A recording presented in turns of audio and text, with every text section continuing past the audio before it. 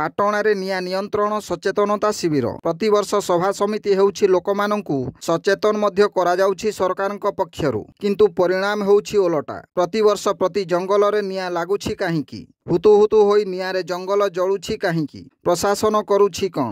ପ୍ରଶାସନିକ ଅଧିକାରୀମାନଙ୍କର ସଚେତନତା ଦ୍ୱାରା ଲୋକମାନେ କେତେ ସଚେତନ ତାହା ଆପଣମାନେ ଦୈନିକ ଦେଖୁଛନ୍ତି। ତେବେ ଏ ନେଇ ଜଙ୍ଗଲ ପରିବେଶ ଓ ଜଳବାୟୁ ପରିବର୍ତ୍ତନ ବିଭାଗ ଓଡ଼ିଶା ସରକାରଙ୍କ ପକ୍ଷରୁ କେନ୍ଦୁଝର ବନଖଣ୍ଡ ସୌଜନ୍ୟରୁ ପାଟଣା ବ୍ଲକ ସଭାଗୃହରେ ପାଟଣା ବନାଞ୍ଚଳ ଅଧିକାରୀ ବନ ବିହାରୀ ସର୍ଦ୍ଦାରଙ୍କ ସଭାପତିତ୍ୱରେ ବନାଞ୍ଚଳ ସ୍ତରୀୟ ନିଆଁ ନିୟନ୍ତ୍ରଣ ସଚେତନତା ଶିବିର ଅନୁଷ୍ଠିତ ହେବା ସହ ବନ ସୁରକ୍ଷା ସମିତି ସମୂହଙ୍କ ବୈଠକ ଅନୁଷ୍ଠିତ ହୋଇଯାଇଛି। ଏଥିରେ ବହୁ ପ୍ରଶାସନିକ ଅଧିକାରୀ ପଦାଧିକାରୀ ଯୋଗ ଦେଇଥିବା ବେଳେ ପାଟଣା ବ୍ଲକର ସରପଞ୍ଚମାନେ କାହିଁକି ଯୋଗ ଦେଇ ନଥିଲେ?